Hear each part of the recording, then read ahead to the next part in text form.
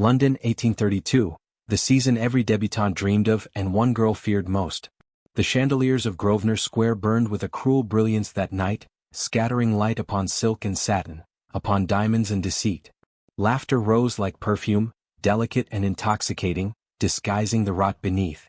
In that ocean of elegance stood Lady Eleanor Whitmore, her hands clasped tightly before her gown, her pulse thrumming like a trapped bird. She had come, as every young woman of breeding must, to be seen. But she prayed, quietly and fervently, to remain unseen.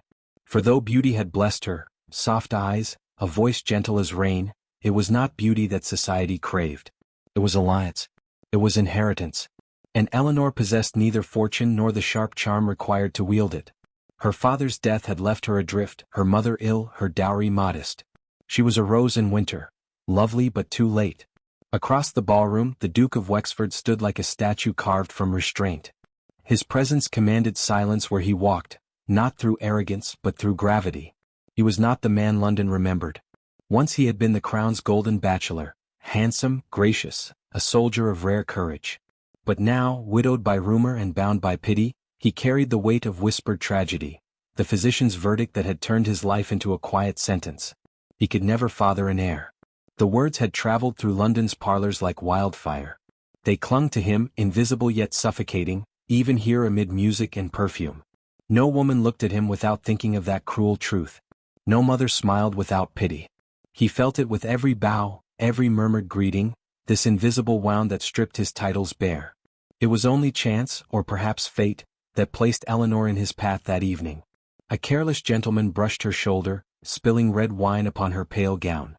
The crowd's laughter, brittle and bright, pricked her skin. The Duke moved before he thought, taking his handkerchief from his pocket and offering it without ceremony. "A misfortune," he murmured, his voice low, the timbre of command softened by weariness. Her eyes lifted, startled. For an instant she forgot where she stood. "My lord," she whispered, her voice trembling as if she feared to disturb him. "Hold still," he said quietly, dabbing the crimson stain from her silk. Their eyes met, hers full of apology, his full of something she could not name. The orchestra swelled, and in the span of a single waltz, London forgot her. But the Duke did not. That night gossip was swift. The Baron Duke rescues a ruined girl, how poetic. Whispers hissed through corridors and carriages. By morning, Lady Eleanor's name was tied to his like a scandal in bloom. Her mother wept, her friends turned cold, and within the week a letter arrived at her door bearing the Duke's seal. It was not a love letter. It was an arrangement. He came to her modest townhouse in Mayfair, his carriage waiting in the fog, his eyes shadowed with duty. "Lady Eleanor," he began, his tone formal yet strangely kind.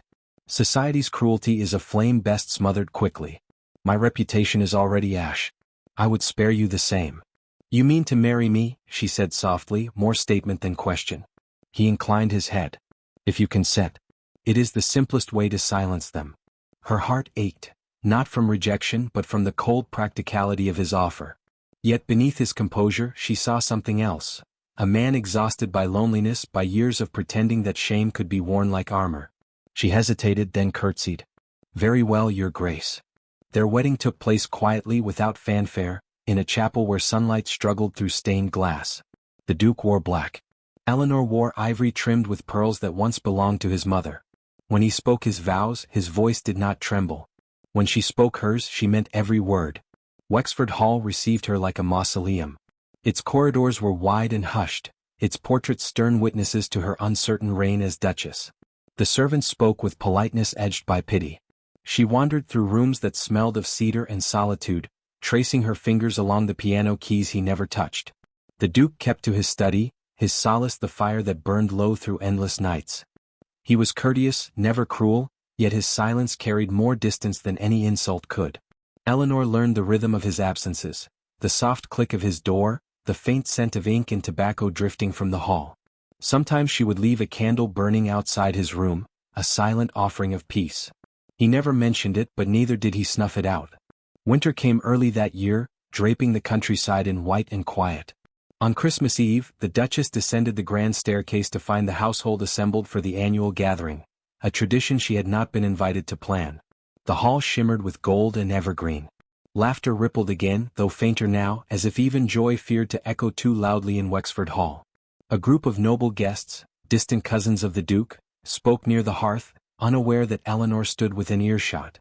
"A pity," one murmured behind his fan, "a title without an heir." "Or perhaps," said another, "a marriage without a reason." The words struck like frost upon her chest. She turned away before they could see her tears. But he saw. The Duke, who had appeared silently behind them, caught the conversation mid-sentence. His face did not change, only his hand, gloved and steady, curled slightly at his side. "Lady Eleanor," he said evenly, offering his arm as if nothing had passed, "would you honor me with a dance?" The room fell still. The musicians hesitated. And then, with a subtle nod from their master, the strings began. She placed her trembling hand upon his sleeve. His palm was warm, his movements precise. They danced, a waltz measured and restrained, yet beneath its surface ran an undercurrent of something fierce, something unnamed. For the first time the Duke allowed the world to see them together, not as an arrangement but as a union. When the final note faded, he bowed low, his gaze never leaving hers. "They will speak again," he murmured, just loud enough for her to hear. "Let them. We have survived worse." Eleanor's breath caught. "And what have we survived, my lord?" He held her eyes a moment longer, the faintest trace of a smile ghosting across his lips. "The cruelty of certainty," he said, "and the arrogance of men who believe in it." Later that night, as snow began to fall upon the dark windows, she found him standing before the great ancestral portrait of his father, the last duke who had held the infant heir that would never be. The firelight carved gold across his face, softening the lines of restraint. "I would have spared you this life had I the choice," he said without turning. Eleanor stepped beside him, her voice barely above a whisper. "Perhaps it was never choice but chance. And chance, your grace, sometimes favors the brave." For a moment, something in his expression broke. The distance, the armor, the resignation. His eyes met hers, and the air between them changed, heavy with words unspoken. Outside, thunder rumbled low across the frozen hills. And in that sound, somewhere between fear and promise, the first crack appeared in the wall around his heart. Rumor says even the Queen subscribed after this scene.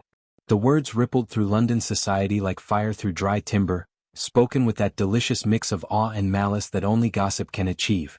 It began in whispers among servants, spilled into parlors, and finally settled in the salons where chandeliers blazed and corsets bit. Lady Eleanor, who had walked the halls of Wexford Hall with the quiet dignity of one who bears invisible weight, now found herself the subject of scrutiny she had never sought. The Duchess, who had stepped quietly into a marriage of necessity, was suddenly the axis of conjecture, her every gesture analyzed, her eyes red as if they contained treachery. It was in the Rose Conservatory that she first noticed the letters.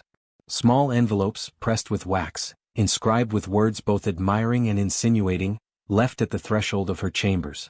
Some bore the delicate, curling script of well-wishers. Others carried the thinly veiled venom of women who had imagined themselves queens of the social stage. She did not read them all, but she lingered over one in particular, a note that had slipped beneath the lattice of the grand conservatory doors. "The Baron Duke and his tender bride. What miracle or scandal shall bloom first?" Eleanor's fingers trembled as she smoothed the paper, a soft exhale of frustrated laughter escaping her lips. She felt the weight of eyes she could not see, of voices that judged without knowledge. Yet in her chest burned a quiet defiance, the knowledge that she would not bow to whispers, nor retreat into the shadows of pity. If the world expected fear, she would give them composure. If it demanded her humiliation, she would answer with her dignity. The Duke, meanwhile, moved through Wexford Hall with the silent precision of a man carrying both grief and vigilance. Rumors of his sterility had reached the ears of physicians and poets alike, and the Duke's every action was measured against them. Today he lingered in the library, pacing along the tall shelves of leather-bound volumes, a candle in hand, the flame quivering as though it feared the shadows in the corners. Dr. Hensley, the very man who had delivered the cruel verdict, had visited again, leaving behind the cold weight of certainty in his wake. "The line of Wexford ends here," he had said, voice clipped, his eyes unwilling to meet the Duke's. But Eleanor, who had learned to watch without appearing to notice, observed him then as she had many times before, noting the subtle tensions in his shoulders, the rare furrow of brow that betrayed private sorrow. She left the conservatory and moved toward the library, a single step across the polished oak floor echoing like a heartbeat in the hush. "My lord," she said softly, voice steady despite the rapid rhythm of her pulse. The Duke's gaze lifted, sharp and wary. "Lady Eleanor."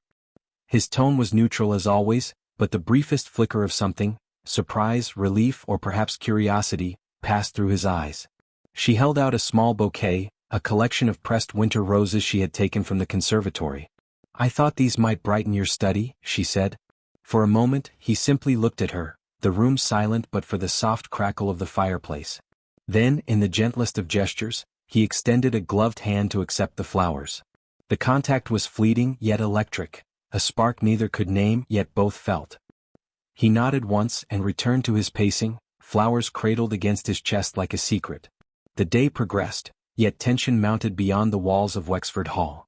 News had reached London that whispers of the Duchess's name had found their way into the salons, suggesting scandal where there was none, daring implication where only propriety existed. Eleanor sensed that eyes followed her carriage through the fogged streets, that tongues wagged over tea and tarts with a relish reserved for stories of ruin. Yet she carried herself as though the weight of rumor were nothing, though beneath the calm exterior, a small knot of unease tightened around her heart. Late that evening, the Duke appeared in the hall unexpectedly, a summons not for duty but for Eleanor herself. He spoke in measured tones, his voice low, nearly lost in the roar of the wind that beat against the tall windows. "There are letters," he said, gesturing to the stack upon the table, "that I cannot allow to go unread. Come with me." She followed, and together they reviewed the notes, separating flattery from deceit, concern from intrigue. Eleanor's insight, careful and gentle, guided the Duke's decisions with a subtle authority he neither sought nor expected, yet could not deny. In the process, he began to notice the courage in her mind as well as in her manner, the way she faced adversity with a calm that he had long thought lost to his world. That night, Eleanor returned to her chamber, heart still racing from the closeness of their encounter. She placed the letters neatly on her dressing table, and allowed herself a quiet smile. In her hand, she held a single rose from the bouquet, crushed slightly between her fingers, fragrant and alive. She understood then that she had begun to weave herself into the life of the Duke, not merely as a bride of convenience but as a partner, a confidant, and perhaps something more delicate, something neither dared to name aloud. Yet the world outside their walls refused to yield. A letter from a London newspaper, anonymous and scrawled with venom, had been slipped under the door of the servants' entrance. The Baron Duke and his timid bride, dancing a waltz of misfortune. How long before the inevitable despair? Eleanor read the words, pressing the paper to her chest. The sting of shame and fear surged, yet beneath it, a spark of resolve ignited. She would not be a pawn. She would not be a whisper. She would endure. Days later, the Duke summoned Eleanor to the drawing room, a space vast and austere, lined with portraits of ancestors whose eyes seemed to follow her every step. He held the newspapers and letters in his hands, their edges crisp from the handling of servants.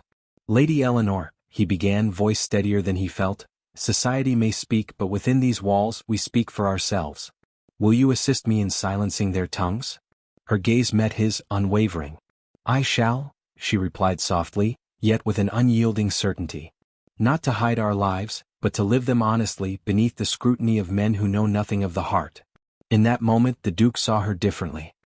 He had once believed he was alone in a house of grandeur and shadow, burdened by shame and inevitability. Yet now, beside him, a companion offered courage in the form of quiet wisdom. She was the mirror to his sorrow, the balm to his long-sealed heart. Even as candlelight flickered across the marble floors, casting long shadows that seemed to stretch toward eternity, the Duke felt a shift he could not name. The walls that had held him in solitude, the cold distances he had maintained between himself and the world, began to give way to something fragile and unprecedented: hope. And as the snow fell heavier against the tall windows, covering the grounds of Wexford Hall in a blanket of silence, a thought whispered itself into his mind, unsettling and impossible. Perhaps even a line declared barren could still bear fruit. Outside, the wind howled through the eaves, a voice both warning and promising, and within the hall two figures stood side by side, unaware that the world was beginning to change. Not by decree nor by rumor, but by the quiet courage of a lady and the unseen stirrings of a man who had thought himself defeated. And in that moment, the first true connection between Duke and Duchess flickered into being, delicate as the frost on the windowsill, yet more enduring than any whisper of society, hinting that the story of Wexford Hall was far from its final chapter. A single candle guttered, casting a trembling light that seemed almost afraid of the shadows it revealed. The Duke of Wexford stood in his study, shoulders rigid, staring into the flickering flame as if it held the answers the doctors never could. Winter winds rattled the tall windows, carrying the scent of frost and distant pines, and somewhere deep in the house, a clock ticked with deliberate insistence. Each second a reminder of the years lost to whispers, to diagnoses, to the cruel certainty that his line would end with him. And yet tonight, the weight of that certainty felt almost heavier, pressing upon him not as fact, but as a challenge he had long since ceased to confront. A gentle knock at the door drew him from his reverie. "Enter," he commanded, voice measured yet carrying the faintest tremor of surprise. Eleanor stepped into the room, her hand resting lightly upon the doorframe as though she feared to intrude upon his solitude. Her gown, soft as winter mist, swirled around her ankles, and the subtle perfume of rosewater lingered in the air, comforting in its delicate persistence. "My lord," she said softly, voice barely rising above the rustle of the fire, "may I speak with you for a moment?" He did not respond immediately, merely inclining his head with the slightest motion. She stepped forward, closing the door behind her, and a hush fell over the room. For the first time in months, the Duke allowed himself to observe her fully, not as the bride assigned by convenience, but as a woman whose presence had begun to seep quietly into the cracks of his solitude. Her eyes, so steady despite the tremors of fear beneath them, met his. "You carry the world on your shoulders," she said, almost as a statement of fact. "I see it, and I cannot help but wonder if it has become too heavy for one man alone." He exhaled slowly, a sound that seemed to carry the weight of years. "You see too much," he murmured, voice roughened by disuse of confession. "And yet perhaps it is only because you know too little of the burden." "I know enough to care," she said simply. Her gaze did not waver, though a tremor of emotion flickered across her cheeks. "And I am tired of watching you carry it alone." For a long moment, the study was silent save for the soft crackle of the fire. Then slowly the Duke crossed the distance between them, his steps careful, measured. He lowered himself into the armchair near the hearth, gesturing for Eleanor to sit. She hesitated, the weight of propriety and intimacy intertwining, yet she obeyed, the room shrinking around them until it felt impossibly private. "I should not speak of it," he began finally, his voice a low murmur against the timbre of the storm outside. "Not to anyone. Not even to you. But the truth is that I have long believed myself incapable of fatherhood. The doctors, Hensley and those who followed, declared it absolute. I have worn their certainty like armor, though it has only wounded me further." Eleanor reached out, placing her gloved hand upon his. The contact was light, almost ceremonial, yet it carried an unspoken invitation, a bridge across the distance he had cultivated. "You are more than what they claim," she whispered. "And yet, more than that, you are human. You fear, you grieve, and you love. It is not weakness, my lord, it is proof that you are alive." He looked at her then, really looked, as if seeing her for the first time beyond the fragile formality of marriage. "And you," he said, voice thick, "you stand here, offering solace when you have every right to despise the burden placed upon you." "I do not despise it," she replied softly. "I see it and I choose to bear it alongside you if you will allow it. Marriage, for all its duty, need not be empty. Perhaps in it there can be honesty, and even something like hope." The words hung between them, fragile and incandescent, yet potent in their simplicity. The Duke's hand, long so still and precise, brushed against hers in a fleeting acknowledgement, a spark of human warmth that had lain dormant far too long. Eleanor's eyes glimmered in the firelight, reflecting both fear and daring, the knowledge that she was treading upon territory uncharted yet necessary. Hours passed unnoticed. Candlelight waned, the storm outside crescendoed and ebbed, and the Duke spoke little, but each word was laden with meaning. He recounted nights of solitude, the piercing loneliness of drawing rooms empty of laughter, of letters unanswered, of expectations unmet. Eleanor listened without interruption, offering no judgments, only presence. And in that presence he found a balm that medicine could not supply, a reprieve from shame and solitude. Then, in the quietest moment of all, she spoke with a vulnerability she had held tightly for weeks. "I have begun to wonder," she confessed, "if there is more to life than duty, if there is room for what we cannot name, yet know exists." The Duke's chest tightened. He understood immediately the meaning behind her words, the tentative recognition of desire, of connection, of a spark that had no need for society's permission. He rose then, careful not to startle her, and took a single step closer. "Perhaps," he murmured, "there is more to life than duty. Perhaps there is even room for us in ways the world cannot measure." A gust of wind rattled the windows, carrying with it the scent of snow and pine. The moment expanded, stretched by the weight of unspoken longing. They stood in silence, the faint crackle of embers punctuating the stillness. And then, in the simplest of gestures, he reached for her hand, removing the hesitation with a gentle firmness. Their fingers intertwined, cautious yet insistent, a promise without words. "Do you trust me?" he asked, voice low, more intimate than any vow could convey. "I do," she replied, her voice barely audible yet certain, steady and unwavering. The storm outside lessened, though the night remained thick with cold and possibility. In the dim glow of the study, two hearts began to navigate the precarious terrain of confession and revelation. The Duke, who had long believed himself defeated, felt the stirrings of something entirely new: hope. Hope not in titles, nor in lineage, nor in the judgments of society, but in the quiet and undeniable truth that another human being could see him fully, yet still remain by his side. As the candles burned low, Eleanor allowed herself a tentative smile. The connection they had forged that night, fragile yet profound, shifted the balance of their union. The marriage of convenience, once so cold and formal, now held the possibility of intimacy, of care, and of a future neither had dared to imagine. But even in that warmth, a subtle tension remained. The Duke's heart, though touched by her courage and gentleness, remained haunted by the echo of sterile verdicts and societal expectations. And Eleanor, though emboldened, sensed the fragility of the moment, aware that one misstep, one ill-timed word, could undo the progress they had begun to make. And so they stood, hand in hand, two figures poised between despair and possibility, aware that the nights ahead would demand courage far beyond the candlelight. The wind outside moaned through the eaves, carrying both warning and promise, while within the study, a quiet miracle had begun, the first fragile stirrings of a bond that neither rumor nor judgment could sever. And somewhere in that delicate tension, beneath the shadow of lineage and the weight of expectation, a thought began to form, daring and dangerous. Perhaps, just perhaps, even a line declared barren could bear the first signs of life. The storm broke with a sudden ferocity, rattling Wexford Hall as though the heavens themselves demanded attention. Dawn had not yet touched the frost-laden grounds when Eleanor awoke to a strange stillness in the house. The usual creak of servants' footsteps and the distant clatter of hooves on cobblestones was absent, leaving her alone with the soft murmur of her own breath. Something in the air felt charged, as though the night had shifted the balance of the world and left a tremor in its wake.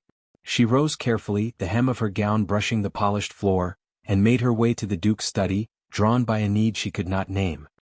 He was already there, standing before the tall windows, framed by the dim, gray light of the storm's aftermath. His profile was stern, etched with shadows, yet in his eyes lingered a vulnerability she had rarely witnessed. The weight of the doctor's pronouncement still clung to him, invisible but potent, a specter neither could entirely banish. Yet there was also something new, something fragile and almost daring, the quiet expectation that life might still hold a surprise. Eleanor entered the room without sound, noting the way the firelight caught on the edge of his coat, illuminating the traces of sleepless hours and silent worry. She stopped a few paces away, letting him speak first. "The storm last night," he began, voice low, "was more than wind and snow. It seemed to me that the world was reminding us of what we have forgotten, that certainty is a fragile thing, and hope often arrives in the form we least expect." She stepped closer, her hands clasped before her. "And what form do you believe it has taken for us, my lord?" He turned, meeting her gaze fully for the first time without the armor of politeness or propriety. "I believe," he said, "that perhaps even a line declared barren might yet bear fruit. That perhaps the world has granted us a chance, not in spite of its judgment, but precisely because it believes we are undeserving."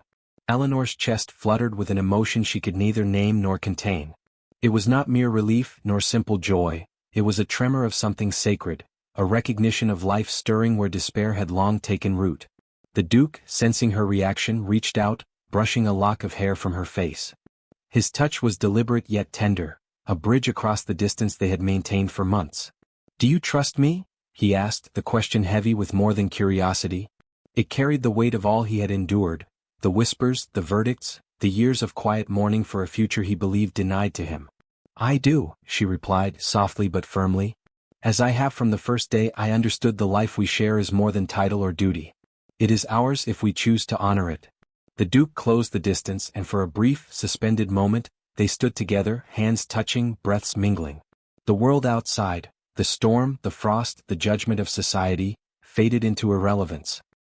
Here, in this small, firelit space, the marriage of convenience had begun to transform. It was no longer a formality, no longer an arrangement dictated by rumor or inheritance. It had become something neither had expected but both had longed for, a communion of hearts tempered by suffering and strengthened by courage. As days passed, subtle changes revealed themselves. Eleanor felt a faint weariness, a morning lightness that was new and unfamiliar, yet not unpleasant. The symptoms were slight, an occasional dizziness, a delicate pallor, but enough to stir her awareness. The Duke, perceptive as ever, noticed first. He watched her with quiet attentiveness, observing without question, noting the shifts in her demeanor that might escape any other eye. One evening, as candlelight danced across the walls and shadows stretched long across the parquet floors, he approached her. "Eleanor," he said, voice low and deliberate, "you have not spoken of your faintness these past days. May I inquire if the cause lies beyond simple fatigue?" She hesitated, the knowledge pressing upon her heart, the weight of propriety warring with the truth she now dared to acknowledge. "It is difficult to explain," she admitted. "But there is a stirring within me, subtle yet undeniable. I feel as though life itself has begun to move where none was expected." The Duke's expression shifted imperceptibly, a mixture of wonder, disbelief, and the long-denied warmth of hope. He took her hands in his, gloved and trembling slightly, and held them against his chest. "Eleanor," he said, voice almost a whisper, "do you mean that?" She nodded, unable to speak for a moment, tears gathering in the corners of her eyes. "Yes," she murmured. "A miracle, it seems, has chosen us." For a long moment the world held its breath. The storm outside had passed, leaving a stillness that seemed to echo the gravity of the revelation. The Duke felt something inside him shift irrevocably, the years of shame and isolation dissolving, replaced by a fragile, radiant joy that coursed through his chest like sunlight through frost. He bent slightly, pressing a reverent kiss to the top of her hand, a gesture both tender and solemn. "It is more than I dared to hope," he said, voice thick with emotion. "I have walked through life believing my line would end, believing my name would fade without successor. And yet here it is, proof that life defies certainty, that love itself can bend even the harshest decree." Eleanor's lips curved in a shy, luminous smile. "We have endured, my lord. And perhaps endurance is its own form of grace." The days that followed were filled with a quiet vigilance, the careful nurturing of secrets and hopes alike. Eleanor's condition remained delicate, requiring discretion and subtlety.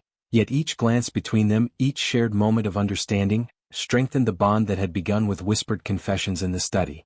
They spoke little of the world outside, of gossip or judgment.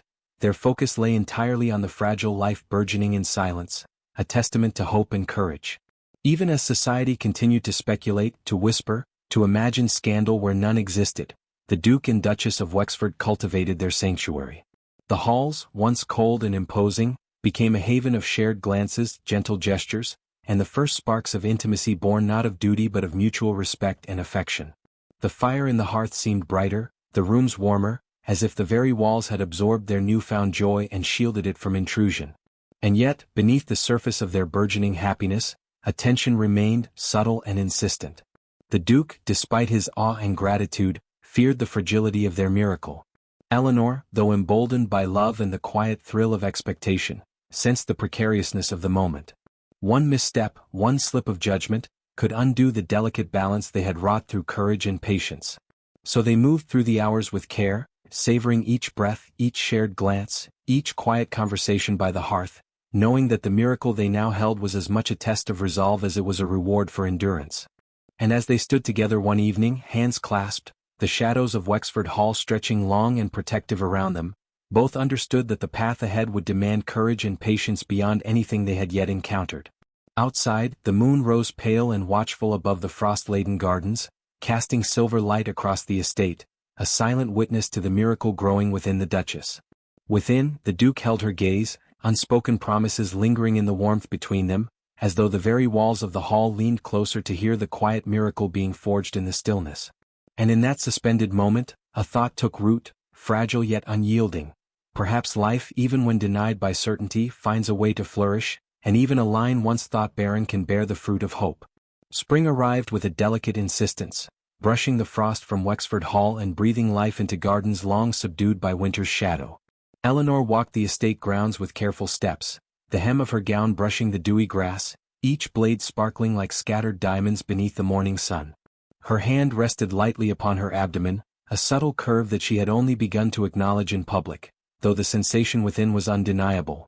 The pulse of life, quiet yet insistent, a testament to the miracle that had defied both medicine and society. She inhaled the scent of budding lilacs and freshly turned soil, letting the sweetness anchor her in the present, where hope had taken root and flourished despite the whispers that once surrounded her. The Duke followed at a measured pace, cloak brushing the gravel path, eyes ever vigilant. Yet today, his gaze carried something softer, a reverence that had been absent in the months of duty and fear. He noted each flutter of Eleanor's hand, the gentle flush upon her cheeks, the way sunlight caught in her hair like spun gold. His mind traced the long journey from their first formal encounters, the cold gestures, the silent dinners, the cautious glances, and marveled at how swiftly the heart could mend when given the gentleness of trust and the courage of companionship. A carriage approached from the distant gate, and Eleanor's heart lifted with both anticipation and a trace of anxiety. It was the physician, Dr. Hensley, his reputation for meticulous observation preceding him. He alighted from the vehicle with deliberate steps, bowing stiffly before the Duchess. "My lady, my lord," he began, voice precise, "I come not with summons nor warning, but to confirm the progress you have both so prudently managed."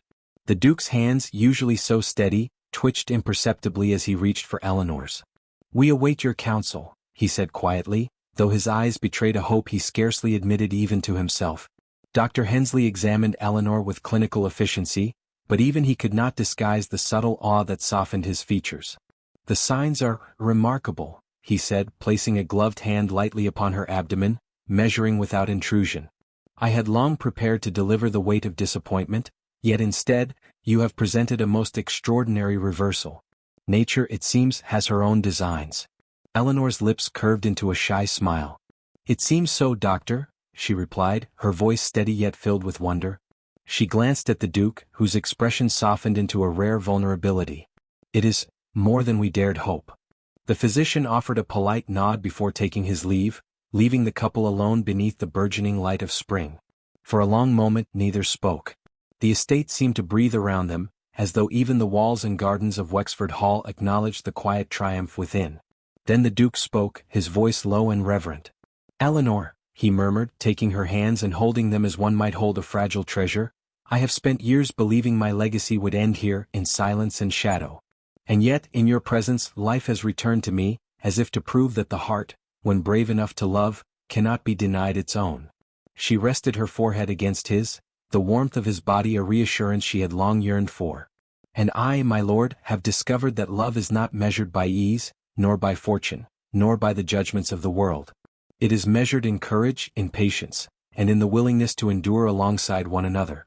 The Duke closed his eyes for a heartbeat, the weight of his past dissolving in the quiet intimacy of the moment. When he spoke again, his words were a tender confession rather than a declaration. "You have transformed Wexford Hall, and me, more than any title or legacy ever could. The line of my ancestors will continue, yes, but it is your heart that has given it meaning." Spring deepened, and with it, the life within Eleanor flourished. She moved with a newfound grace, aware of the delicate rhythms of expectation and care, yet unburdened by fear. The Duke, attentive and protective, ensured that her days were filled with gentle joys, walks through gardens, quiet readings in the sunlit library, and the occasional carriage ride through the awakening countryside.